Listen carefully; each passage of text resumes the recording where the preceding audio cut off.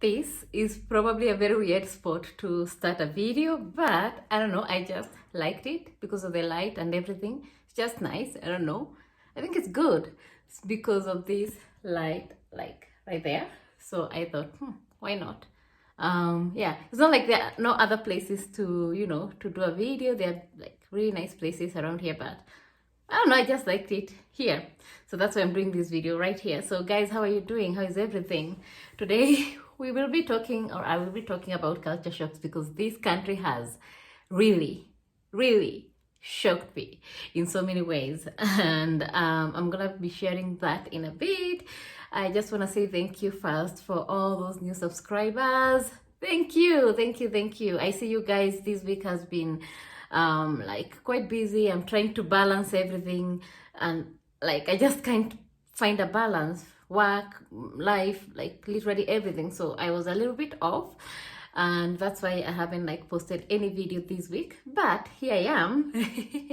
Yeah, let's talk about culture shocks. So the first thing that I noticed when I came to Colombia was cheese, because they would serve, or they still do, but right now I just ask like, hey, please don't put cheese in this or in that. So they serve cheese literally in everything. In chocolate, there's cheese. In this, there's a drink that is called agua panela that I really, really like. They put cheese inside. You ask for salad in a hotel, they put cheese. Like literally cheese, cheese, cheese. It's like salt. You know the way you put salt in everything? They do that. Cheese with everything.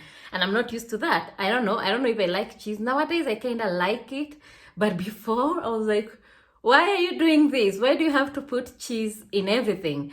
In my country we don't do that. Probably in pizza, but I don't know other things, because again my family or my mom we don't use cheese.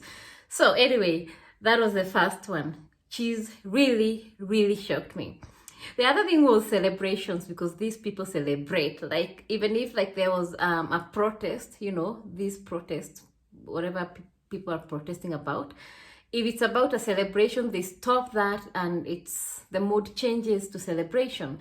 They celebrate about anything and everything. They value family, they value friendship, so they celebrate a lot, and you can actually feel it.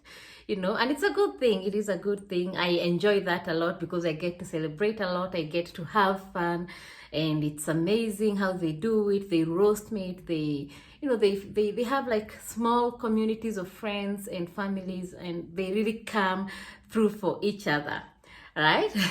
The next thing is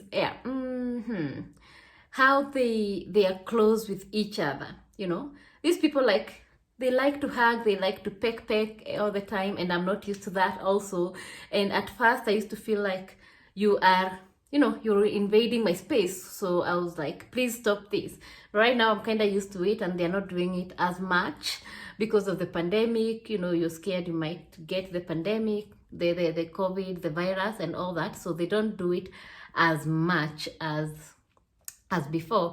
But that is something that I used to feel like it's a bother, because I felt like my space is being invaded, and I just didn't know how to tell people, hey, please don't do this, don't do this, don't do this. But I'm kind of used to it right now, because it's a thing. It's a thing. And the other thing is food. My goodness, food. I think this is one of those countries that has a lot of different types of food. But the thing is, they serve food with they just don't have like a specific portion. If it's like, there's this typical food called bandeja paisa. So let's talk about that. So bandeja paisa has like bananas, platano, they call them platano. They have rice, they have carne, beef, they have arepa. They just put small portions around, and then they serve it to you, okay? And they just serve like really big portions of food, and then before you get the food, if you're in a restaurant, you get like what is it called, soup. So you get soup, and then in a short while you get the food, and it's like a really big portion, and also it comes with juice. In my country, if you want rice, it's rice with beef, like not a mixture of anything and everything. No, we are not used to that. So at first I was like, I didn't ask I didn't ask for this. Who's gonna pay for, all these things that you added? But they were like, this is how we serve it. So yeah, well, probably that's why I'm adding weight, because I eat a lot nowadays, maybe. But yeah, what is the other thing? Can I remember? Let me see if I'm gonna remember something that shocked me. They don't know how to say no. Like, straightforward. They say no, yes, but they don't know how to say, like, hey, no, I am not doing this. So they find ways of, going round and round and round and round to say no. And at first it was a bother again, because if you're gonna say no, just say no. If you're gonna say yes, just say yes. Like, you don't have to beat around the bush just to say no.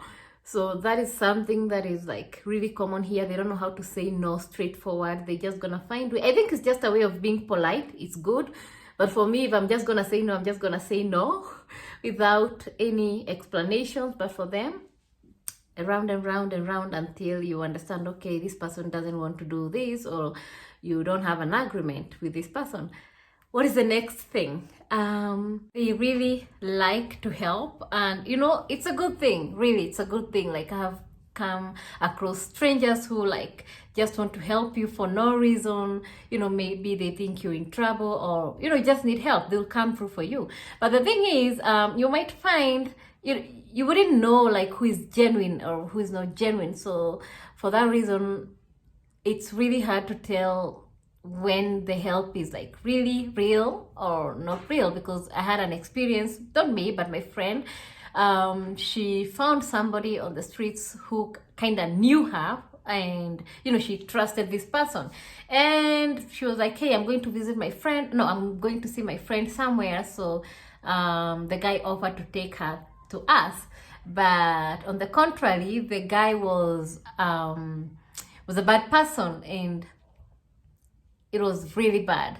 So it's really hard to to trust people, especially if you don't know them and you don't know who's genuine and who's not. So it's always good to like trust your gut, and just trust it, because it never lies. For me, that's how I survive. I really have a very strong gut.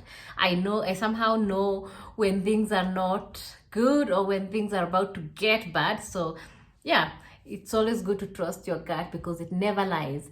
Anyway, guys, I hope you enjoyed the video. If you have any culture shock that you've ever experienced that you maybe think is weird or it's bad, or just share your experience in the comments. Let us know. Let's see all the culture shocks that you have experienced. And thank you so much, guys. If you liked this video, give it a thumbs up. Consider subscribing if you've not, and it means so much to me. Thank you, guys. Toodles. Ciao ciao.